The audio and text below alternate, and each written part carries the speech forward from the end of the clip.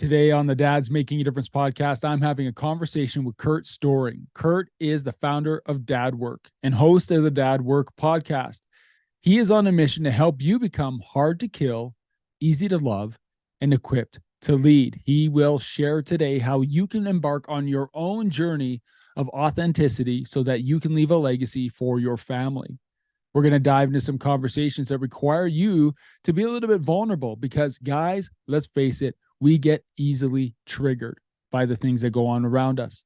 Curt's going to give us the secret of how we can not be triggered and how we can be emotionally strong, physically strong, and present for our families. He's also going to give you a secret currency that you can use to build a stronger family. And that's not what you think. This conversation with Curt Storring on the Dad's Making a Difference podcast starts right now.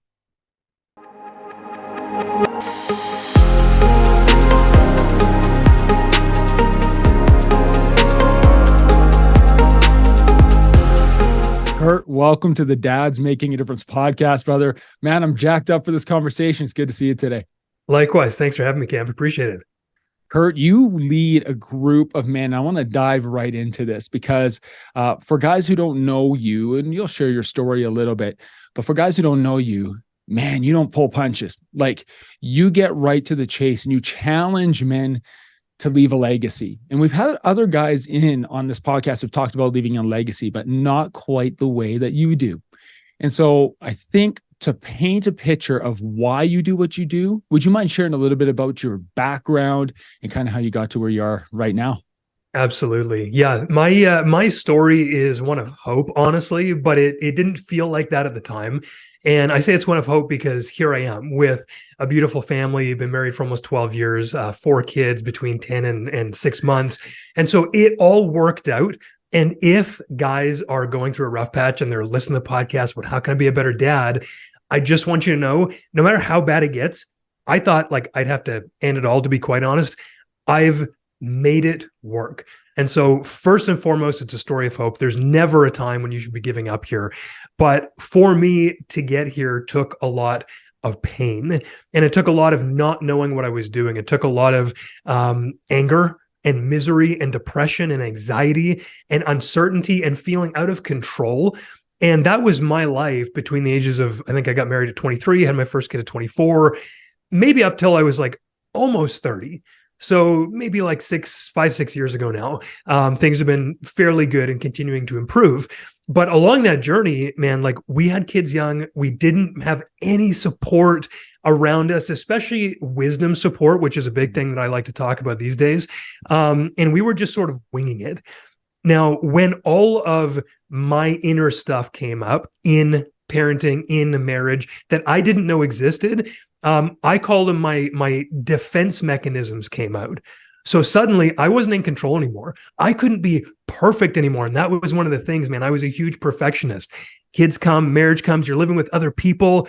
I can't do those things anymore. And so when I was pushed upon, those, what I just thought were personality traits ended up becoming, like I said, these self-defense mechanisms that I had developed long ago to help me feel safe amongst trauma and sort of things that I perceived to be hard growing up. So when these things came to the surface, I'm challenged. Like, what am I going to do about this? Oh, guess what? I'm just going to yell because it's too uncomfortable otherwise. So to make a long story short, it started terribly, even for the first 2 sons. And I finally found awareness, mindfulness, journaling, all this kind of stuff that eventually led me down the path of self-development and growth and really healing a lot of those wounds. And then, a few years ago, started Dad Work, and a year and a bit ago, got saved. So that's changed everything as well. Praise God. So that's, the very quick 2-minute version of how we got here. Fantastic. You said so many words that are triggering words to me in such a fantastic way. So if guys are listening to this podcast, they know that you've just said some things that I hold value in and I appreciate. First, you mentioned not knowing and how you went through a period of time of not knowing. And I've spoken before about like there's a power in leadership of not knowing. And right now you're a leader who's leading other men. How much of what you teach and lead now with other men came from this period and experience where you did not know? Man, all of it. I had to literally learn everything from the ground up. And I want to make sure I'm getting this right. So can you maybe just give a little bit more definition around the part where, I'm not knowing it? Is that I Like didn't know not anything always growing up, having the or answers. just not needing to have the answers? Okay. Yeah. Well, I wanted the answers Yeah. because I was such a control freak, because I was scared of what it might feel like if things happen that I didn't know or have control about. Okay. And so that's been a very painful lesson for me, to be able to roll with the punches. And that's honestly something that I continue to work on now, is how can I trust? How can I surrender? How can I trust God? How can I leave room for, like you said, things that I don't know are going to come? Yep. But in that, like you said, this leadership comes out because you then have to be able to go with good things, with things that aren't so good. And I think a huge measure of a good man is how he responds to difficulty and things that come up that he wasn't expecting. It's not that suddenly you're going to have a perfect life if you go through programs, you get coaching, all the rest of this kind of stuff. And I think I thought that for a long time. I was like, if I could just get to the end of my journey, life's going to be awesome. And I'll be like everybody else out there who I assumed was perfect, because I had a very poor view of myself. Like, I'm never going to have problems again if I can just get there. But that's not realistic. Instead, what I found out was that, and this is what I tell my guys as well, like, we're not looking for our kids to never trigger us again. We're not looking for our wives never to snap at us again. We're not looking for, the job never to be taken out from us again. We're looking on how can we respond to that discomfort in the moment without flipping our lid or losing our cool or completely breaking down. So I think that that's one of the things we talk about a lot. And I'm continually seeking ways to get better at that. And that's so much emotional work and journaling and communicating and talking to my wife and just really looking back at the decisions I make and how I got where I am today. Amazing. And what you're sharing just connects so perfectly, because it's all linear. I look back at what you shared just in the last few moments. You just finished with, you respond, not react. And how that responding, not reacting, requires you to surrender and put trust in the process. And I can't help but think about the self-defense mechanisms that you mentioned, and how men, we have those defense mechanisms. We get our back up, something happens to us, maybe we're spiraling a little bit. But those self-defense mechanisms, what were they for you? And how did you overcome resorting to self-defense mechanisms to resorting to surrender and to trusting the process? Man, there's a lot to unpack on this one. So I'm just going to go for it, and you please interrupt anytime. But when I think about self-defense, I think about the ego in a sense, because I've put it like this before. The ego is one of the first sort of acts of self-preservation. It creates what we believe about the world around us and how we fit into it. And the way that I looked at this a few years ago, when I was going through quite a tumultuous time and I was doing a lot of journaling and thinking on this, I realized that the way I was presenting to the world was almost like I had a little carpenter in my head. And he was a set designer for a play, for example. And, in the background, they've got plywood cutouts and someone's painted over it. And it looks like a scene, but it's very two-dimensional. Well, this ego, this carpenter in my head, was creating cardboard, or I should say plywood cutouts of my face. And he was presenting them to the world in a way that was at least a foot removed from my real face. And what that allowed me to do was have a cushion when negative things happened. And if I just presented what I wanted the world to see and not my real self, not my heart, not my soul, not my authentic self, then when bad things happen, they'd hit this mask in a sense, and they'd sort of be deflected. And I was like, ooh, man, this feels so much better that I don't have to feel hurt anymore. But it also stops me from love and intimacy and the good parts of life. And so I went through a period where I was trying to deconstruct this in a sense. And I don't mean deconstruct the ego and the whole, there's a lot of spiritual, so-called spiritual things that talk about that and finding nirvana and stuff. I'm not about that. But I really had to see, how can I present me, my authentic self? How can I truly interface with the world? And where is this guy coming from? And so here I am presenting something that I want people to see so that I don't get hurt. But where did that come from in the first place? And I'm looking back, and just to sort of make this really short and clear, I realized along the way that I was stuck in my childishness. I was stuck in the pain of my dad leaving my mom, her reacting poorly, getting really sick, nobody really being there for me growing up. There's a lot of abandonment and all that kind of stuff that I perceived. And everything about this ego, this defense mechanism, was protecting me from the feeling of being left, of being alone, of being separated from people who could care for me and be bigger than me, honestly. And so that's where it came from. That's what it felt like. But the way that I would do that would be through things like perfectionism. If I could appear to be perfect, then maybe I could get someone to love me. Maybe, and this is really a lot of years of reflection, maybe I could get my dad to love me enough not to have left my mom. You know, those are the thoughts that go through my head.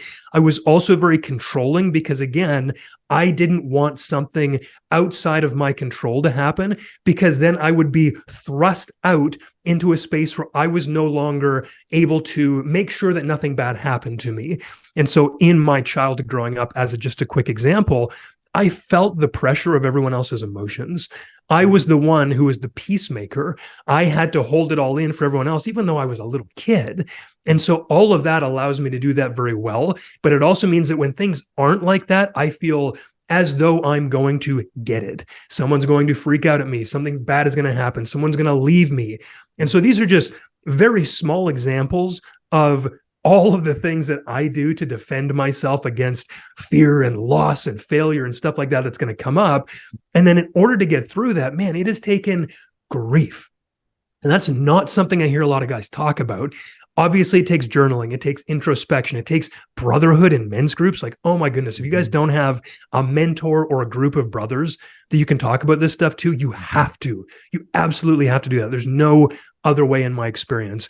But grief, man, outside of all the other ways to sort of get through things, I had to let go and forgive. And the way for me to do that was to feel the initial feelings that I had never got a chance to feel as a kid, let's say. And so here I am, this was probably 5-6 years ago, sitting with my grandfather. Again, older man, beautiful relationship with him. So thankful for him. And I'm talking and I'm kind of like blaming my parents. I'm like, oh, I just wish they did this. I wish they did that. And out of my mouth came like, I just feel like a 3-year-old who wants his mom and his dad. And I just started weeping. It's like, what is this? Where did this come from? And I felt like I hit bedrock. I was like, oh, this is where all of my problems come from. Mm-hmm. And they all stem from there. So that process wasn't like, notice, write it down. Okay, now I'm good. It's like, hey, bro, you've got to sit and feel that until it's done and get to a point where you can see that it wasn't your fault, but it's now your responsibility to move on. And in fact, it probably wasn't even your mom and your dad's fault, because they had a life leading up to this that led them to be who they were. And so just be grateful for who they are. So that process took months, probably even closer to a year or more. But the grieving process was the thing that finally unlocked all of that pain, keeping me immature and childish, and allowed me to then mature into sort of more of a confident family leader, like truly like a man. I felt like, I don't know if you've ever felt this before. I know guys in my group do. They're like, do you ever just look around at guys who are like your age or younger and kind of feel like the kid in the group? And like, these guys are just men. I'm like, bro, I felt like that all the time. And so this just noticeably has taken me from being like, okay, I'm not a kid, I'm now a man. And that was like my initiation process through grief. Wow. Man, that's so powerful. You said so much there that we could unpack, but there's a couple things that just came up that I'd love to ask you about. You mentioned your dad left your mom, and then you quickly mentioned your grandfather in a conversation you were having. In our lives, male mentorship is so important. And you mentioned that too, like surrounding yourself with brothers who can hold you accountable to doing things. In your growth process, as you were going through this, was it your grandfather as the male that you were looking up to, or was there someone else in your life that you kind of looked to for guidance, or were you completely feeling like you were just isolated and alone? I felt isolated for much of it. I mean, I was able to have a great relationship with my grandfather, but I didn't really know how to connect. He was also a Christian man, and I was kind of like pushing against that. So I never let him get too close, even though he and my grandmother created the only safe space that I ever felt as a kid. When, you're teenage, 20s, whatever, it was hard for me to connect. So I always felt Like I was the only person I could ever trust. Yeah. And everyone else had just always let me down. And I had outrageous expectations to prove that to myself so that I could continue going on, subconsciously feeling like a victim, I guess. Because I'm like, oh, if you don't meet all of my expectations, I know I can't trust you. I'll just pull away and be by myself. And isolation is so killing, man. Like isolation is, I think, one of the biggest tools of the enemy, just like distraction. But if you're a man and you're feeling isolated, I promise you, your problems are not so unique that nobody's been there before. And obviously you're special, you're unique, you're individual, yes. But I honestly feel like having sat in men's groups for like years now and heard the deepest, darkest, craziest stuff, there's like maybe 10-ish paths of suck that guys go through. Yeah. And like, if you get 10 guys in a room, chances are you will at least resonate with one other guy who's like, yeah, bro, I have felt that. Like I also had suicidal thoughts, or I also had this, sexual impulse. I also had whatever. And you realize with other men that you're not so unique that you cannot be helped and you cannot move forward. So in that, it was very isolating for me until I joined my first men's group. Yeah. And that was sort of I got so far alone. I was really good at doing the work, so to speak. But when I see how far I got after joining men's groups and after opening up to other men, it was like I did 5% of the work alone. I used to think like 95%, not even close. It's been nothing like sitting in a group of other intentional men and talking about what actually matters instead of like, hey, bro, do you watch the game or you want to go grab a beer? Like, I don't have time for that because I've got a family who depends on me. And I know that iron sharpens iron is like a very real thing. And I've just witnessed it in my life and in all the groups. Everything I do now, man, has a group element to it. Every coaching program, every course, every men's group, every workshop has something to do with men talking to men because it is like the secret that unlocks so much as long as you're being fully honest and authentic in there. And so it was a growth from loner to not. Hey guys, I wanted to take a moment and talk about our community of DMD brothers in the DMD Mastermind. We are men who help each other to stay focused and intentional in our pursuits of personal, professional, physical, financial, emotional, and spiritual growth. We are a community of men who bring courage, wisdom, and transparency to unfiltered conversations that challenge us to be more impactful men, to be dads making a difference. We do this through our online and in-person events where men come together to speak into each other's lives and then turn around and do the deep work to create change in their families, in their businesses, and in the community around them. If you are wondering if this community might be right for you, you can find more information on the DMD Mastermind, and you can also book a call directly with me at dmdmastermind.com. Now, let's get back to our show. I have a mentor that always says isolation is the enemy of excellence. And I've never appreciated that more than after I joined a men's group, a mastermind group. And you realize that when you are alone, you are never operating at full capacity. And there's times we will shut people out because we think we know better. And I think about back to your story about this perceived abandonment, and you wanted to appear to be perfect. But I think that all comes back into that piece of proving to ourselves that we're worth it, that we matter, that we have value. And when you're alone and you're in isolation, you will never feel that you matter, and you truly will never appreciate your value and what you bring until you surround yourself with other men. I truly believe it. And I appreciate you sharing that. You mentioned something else that I think is really important because there's a theme here. You spoke of grief and going through that grieving process as you were making your transformation. You talk about you had to feel the initial feelings. We can't dance around this. Grief, feeling the feelings, being open to other groups of men, this takes a certain level of vulnerability. So what does it take for a man I think a true man is vulnerable. But there's so many men out there who think I'm being manly, I'm not being vulnerable. What does it take for a guy to cross over from understanding that, no, through vulnerability comes power?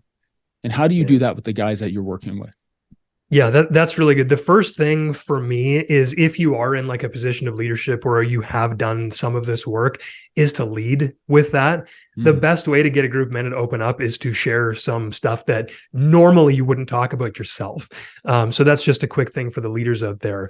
In terms of getting there, I had a coach once who said to me, I was working through, emotional processing, some pain, some grief, some anxiety. I was having all these feelings that were stopping me from acting properly.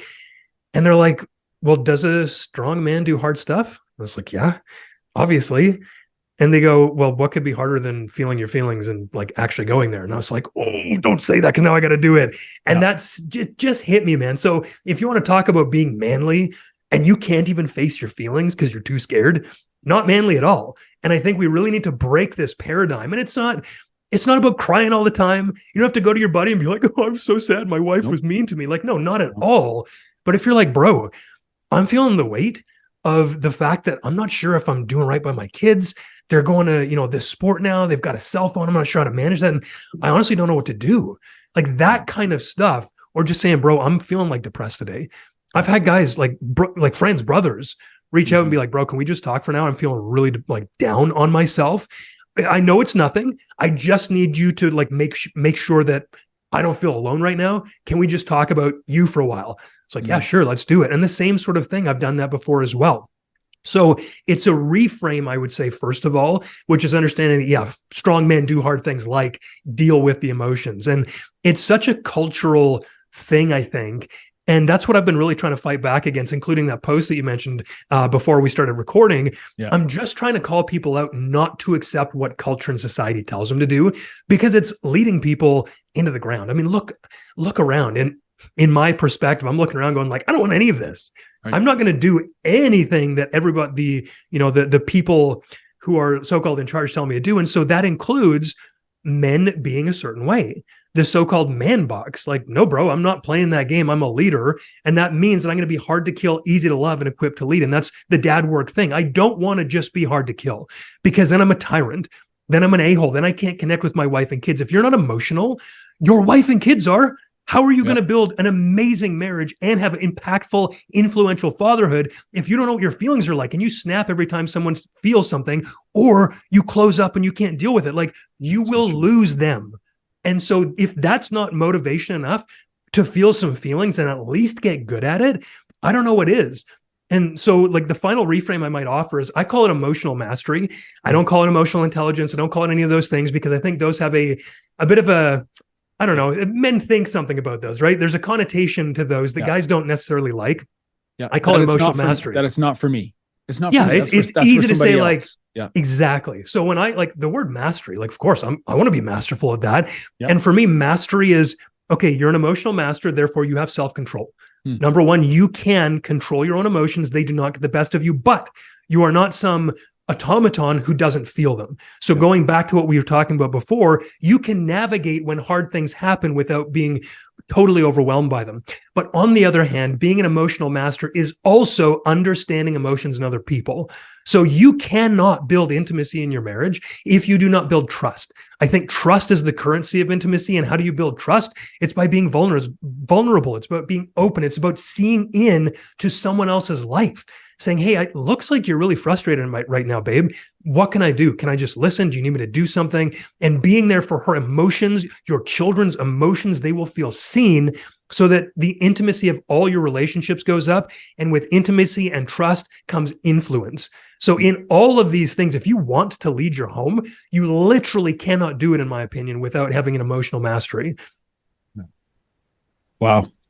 And there's such a range of emotion. Like you started by saying, guys, it's not crying on your buddy's shoulder all the time, although there's times for that. Sure. Like, yeah. There is a range of emotion. And you also mentioned anger and frustration. So anger and frustration and sadness and hurt, like all of these things, you need to be able to process through these, and you can't do it on your own. And I want to talk about, you just briefly mentioned, I mentioned a post that you have put on your Instagram just recently that I saw. And part of processing emotion is able to enter into a conversation where you disagree with someone, but you disagree with someone in a way where you're seeking clarification, where you're observing and you're asking questions and you're seeking clarification. But you made this post and it was about sport. And I'm a guy who has my kids in sport. I grew up in sport. I know you played sport, but it does not run our life. And we are very clear on that. And so when I read it, I was like, oh yeah, all right. And then boom, 100 and something comments. I read through. Guys were triggered by that. Being triggered is not the same thing as disagree. I think if you disagree, you're able to process through, ask questions for clarification, and open a dialogue. But why, man? You like if you don't know what we're talking about right now, this will come out soon. Just go back, and Curt made a post on his Instagram about like not letting sport just run your life. But that was just like one slide in the whole post. You got to go read the whole post. It was very clear people didn't read the entire post. No. And guys just were triggered and they're like lashing out at you and saying things. I'm like, wow, like how old are these guys? It's like that inner child that you were talking about. Yeah. Why are men so easily triggered? And I think I know where you're going with this, but why are men so easily triggered? Man. Yeah. So I think maybe just like very brief context, the slide that it starts with is stop sacrificing your family at the altar of kids' sports and activities. Right. Attending church, eating together, and a peaceful, harmonious home are more important. And the idea is, I have talked to many families, dads who spend hours every week driving their kids to and fro. They're missing meals. They're eating in the car. They're going to bed at 11 o'clock, waking up in the morning to do it again. It's madness. And if you as a father are not intentionally leading your family, something else is, and that is fate. If you are not sitting down with everyone, if you are not making sure that the culture of the family is one of connectedness and togetherness, then you'll drift apart. And you cannot be surprised when your kids leave the home and don't ever want to call you or come back. And you cannot be surprised when your kids leave the home and your wife's like, we don't even have a relationship anymore. See ya. And so my goal here on Instagram is partially to trigger men. Yep. And I do that very intentionally. And the reason is, I think it's sort of hard in the moment if you're feeling triggered to understand this. I would rather trigger you on Instagram where like, it doesn't matter. You just unfollow me. Like, don't look at my post. That's the easiest way not to see it. And so the thing is though, I'd rather trigger you now on Instagram if you've got like some stuff going on that isn't great at home.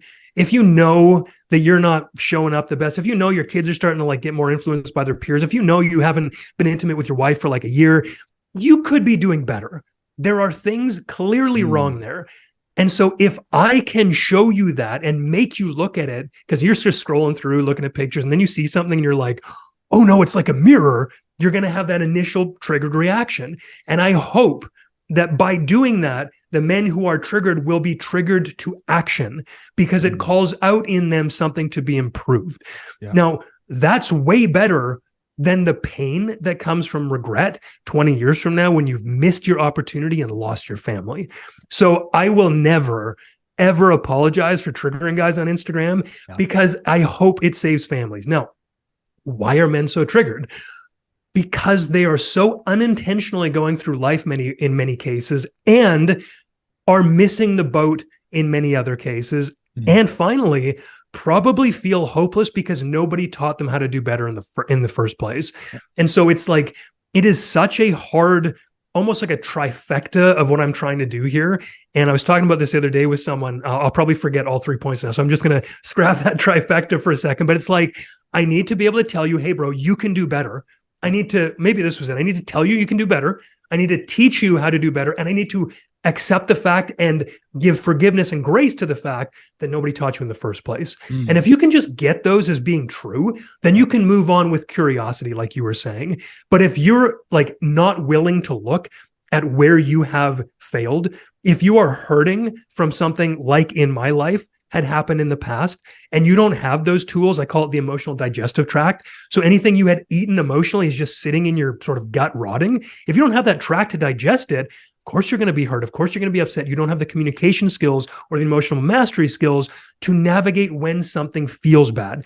And to be told that you are not doing a good job is very triggering to a lot of people, I think, because it's so confronting. We don't like to be called out because it means that we are not good. It means, like you were saying before, I'm not good enough, or that I'm not good compared to everyone else. And that, I think, is very isolating, even more to a man who's probably isolated already. So there are probably millions of reasons why guys are triggered, but I think they generally come down to unintentionality and just doing a bad job with nobody having told them in the first place.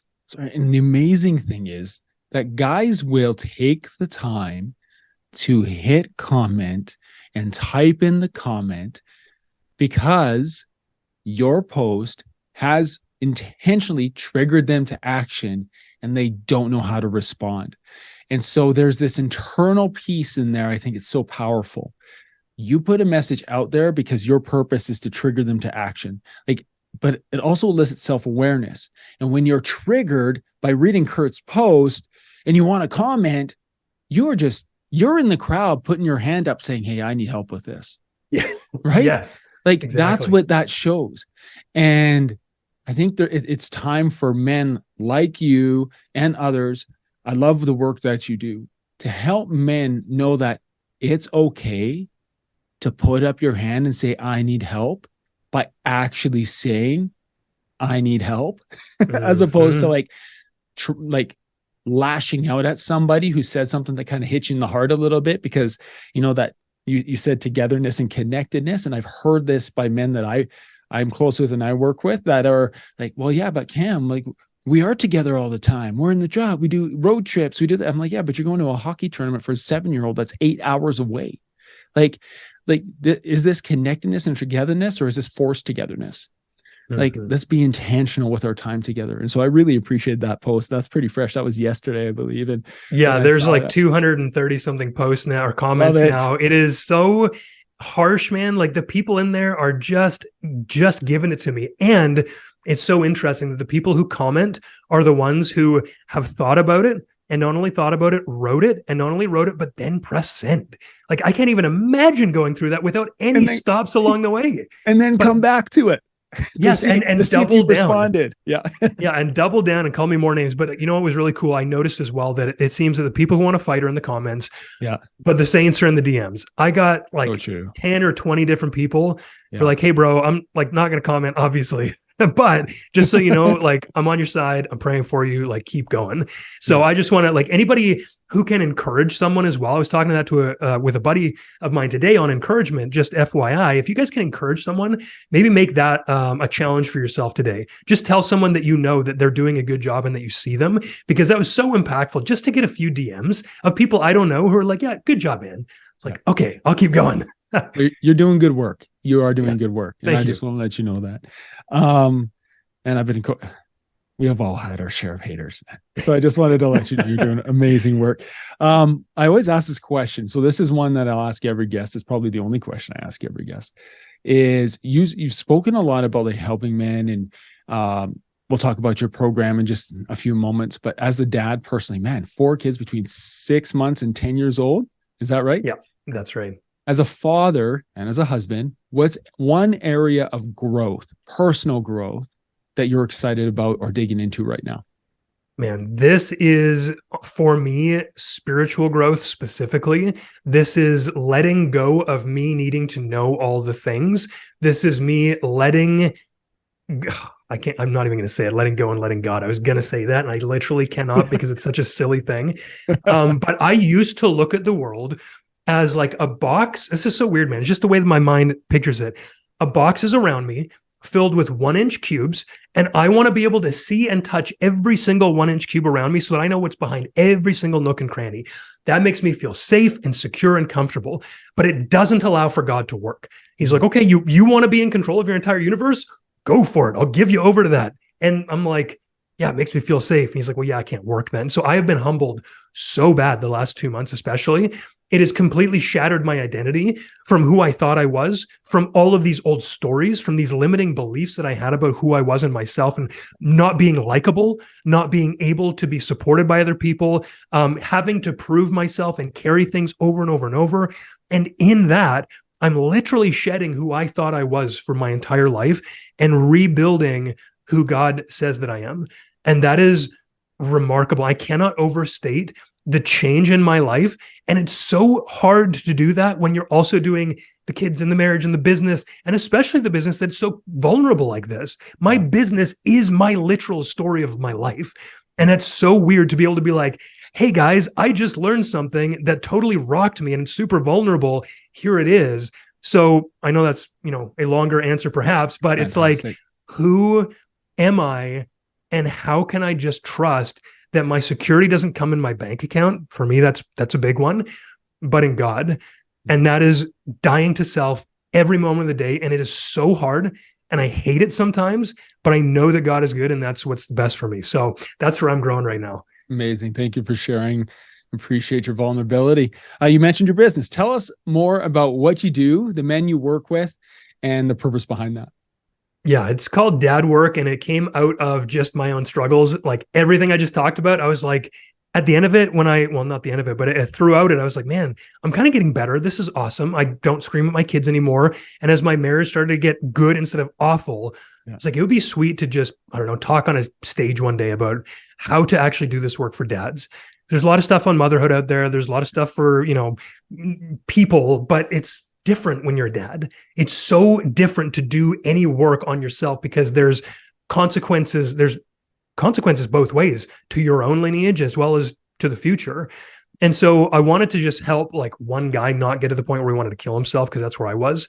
And so that's where it came from. And it's sort of grown and taken leaps and bounds where we've got the Instagram, we've got the Dad Work podcast, and we've got a coaching group. I'm literally, before I was talking to you, was building out the landing page for a new membership and course community we're putting out. And the whole point is to help dads become confident family leaders who are hard to kill, easy to love, and equipped to lead. And I hope build like an army or a community of guys who are like a shield to their families, because I think everyone's out to get the kids right now. And I think it's very important that we as men who love truth and beauty and goodness can band together so that we're not that isolated island. So I just want to be the place, the movement, the sort of candle in the dark that guys can come and go around to not only like get the brotherhood, because that's the core part of what we do, but also to get the skills. Because I've been in so many coaching groups where they just rah, and try and fire you up. But if you're in a storm and you don't actually know how to like sail the boat that you're on, no matter how hard you're trying, you'll probably still drown. So we give the brotherhood, the mentorship, as well as the relational skills to get you there. And yeah, that's about it. Amazing. I love it. I love it. Curt, if somebody wants to connect with you, find out more about you, listen to the podcast, where can they do that? Yeah, Dad Work podcast. Anywhere you listen to podcasts is probably the number one place. Instagram, dadwork.curt. And then you can get our free 10-day Elite Dad Challenge at dad.work/challenge. It's just a free email series we offer. Perfect. And we'll make sure all that connection is down in the show notes. Curt, I appreciate you. Thank you for taking time away from your beautiful family to spend with us. And I hope you have a fantastic journey ahead of you. Thank you for being with us today. Thanks, brother. I appreciate this.